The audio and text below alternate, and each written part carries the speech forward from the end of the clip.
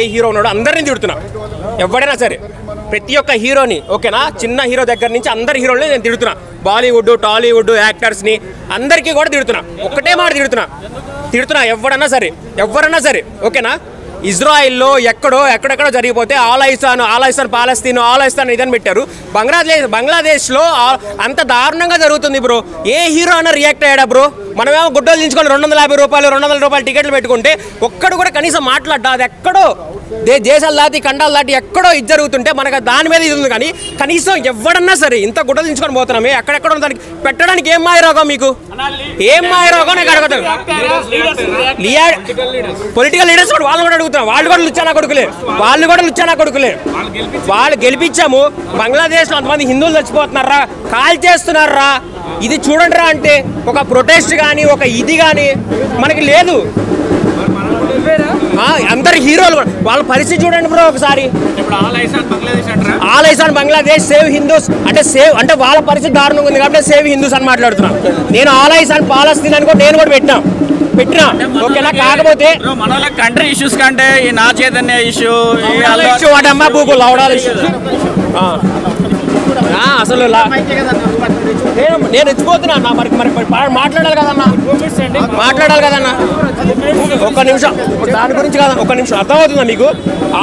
ప్రతి ఒక్క హీరో మీరు పోస్ట్ చేయండి దయచేసి, అయ్యా మీ సినిమాకి ఇంతమంది పోతున్నాం, రేపొద్దున అలాంటి సిచ్యువేషన్ ఇండియాలో జరగవచ్చు. వాళ్ళు మాత్రం వాళ్ళ కంట్రీలో ఉన్న హిందూస్ని తగలేడతారు, అందరినీ తగలేడతారు. మనం మాత్రం బంగ్లాదేశ్ నుంచి, ఆఫ్ఘనిస్తాన్ నుంచి, పాకిస్తాన్ నుంచి వచ్చిన ముస్లిమ్స్కి మాత్రం మనం వెల్కమ్ చెప్పాలి. అది దేవోభవ అనాలి. సెలబ్రిటీస్ అరే మరి అంత ఇది చేసుకున్నారు, కనీసం మాట్లాడండి. నాకు బూతులు వస్తున్నాయి, ఎందుకు మాట్లాడలేకపోతున్నారు? ఒక స్టేటస్ కానీ ఒక ఇది కానీ నాకు చెప్పుకుందాం అన్న. సినిమా రేపొద్దు నిన్ను కూడా ఎవడో తగలెంగుతాడు, అప్పుడు అదే చెప్తావా? కిరోసిన్ బస్ తగలెంగుతాడు, అది అట్లాగే చేస్తావా? అదే ఇప్పుడు నాకు నేను నార్మల్ ఆర్డినరీ మ్యాన్ని నేను పిలిస్తే ఎవడు సెలబ్రిటీస్ రారు, ఎవరో మీడియా వాడు రాడు, ఓకేనా. ఇట్లా మీరు సినిమా కోసం రివ్యూ కోసం వచ్చారు కాబట్టి అన్న, సినిమా రివ్యూతో పాటు సిచ్యువేషన్ దారుణంగా ఉంది బంగ్లాదేశ్లో. మోదీ గారు ఎలా హ్యాండిల్ చేస్తున్నారు? మోదీ గారు ఇప్పుడు ఇందిరాగాంధీ గారు వాళ్ళ బంగ్లాదేశ్ వాళ్ళకి ఫ్రీడమ్ ఇచ్చి తప్పు చేశారు. మోదీ గారు బంగ్లాదేశ్ని ఆక్యుపై చేసుకోవాలని కోరుకుంటున్నాం.